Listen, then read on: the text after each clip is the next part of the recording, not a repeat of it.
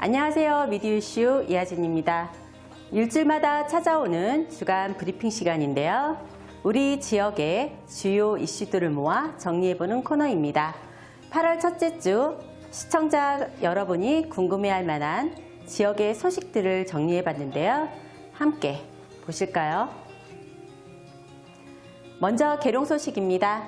계룡 시민들의 관심을 모았던 가칭 계룡 대실초등학교 신설이 교육부 2차 정기 중앙투자심사에서 부결됐다는 소식입니다.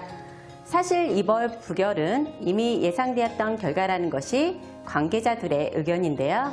당초 교육청은 학생 수 576명, 27학급 수준의 학교 신설 계획을 교육부에 제출했습니다.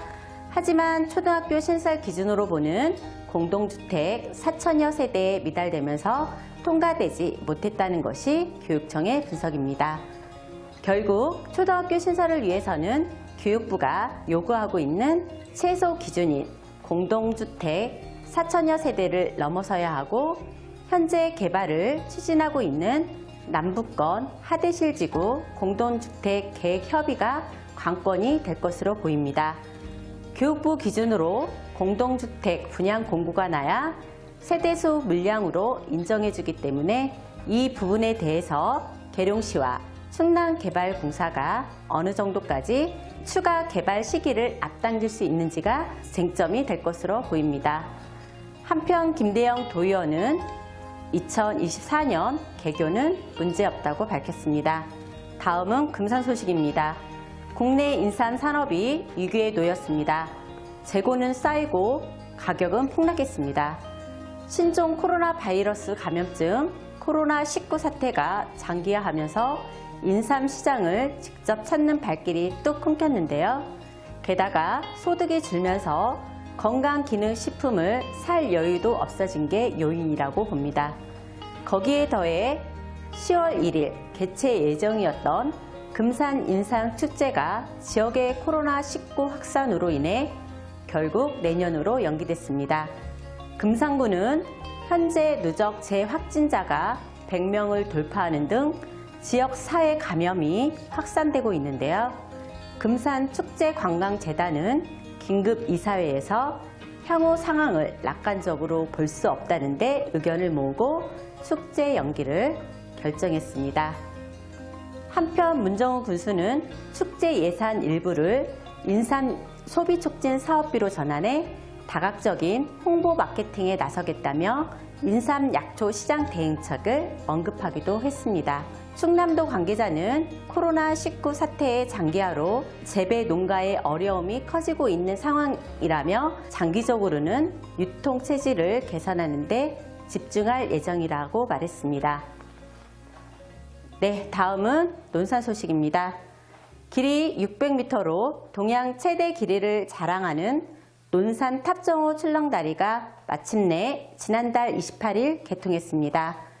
당초 계획보다 반년이 지나 관광객들에게 문을 열었는데요. 최근 대전을 비롯한 인근 지역에서 연일 코로나19 확진자가 급증하면서 공식적인 개통 행사 없이 시설을 개방했습니다.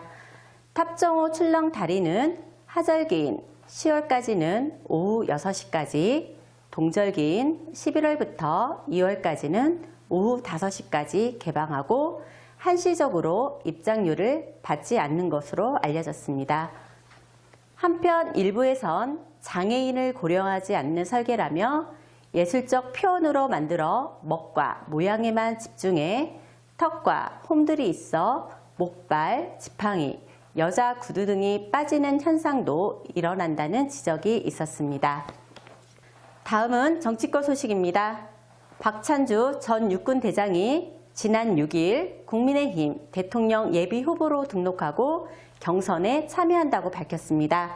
그는 이날 보도 자료를 통해 국방안보 전문가로서 군을 대표해 대권 경선에 참여한다며 안보 정당으로서의 면모를 과시하고 경선 흥행에 보탬이 되겠다며 경선 참여 배경을 설명했습니다. 박찬주 전 대장은 경제와 안보는 국가를 지탱하는 두 기둥인데 경제는 먹고 사는 문제이고 안보는 죽고 사는 중요한 문제인데 무능한 문재인 정부는 국가의 근간을 무너뜨린 것이라고 비판했습니다. 지지율 선두를 달리는 분들은 모두 법조인 출신이고 안보 전문가는 보이지 않는다고 꼬집었습니다.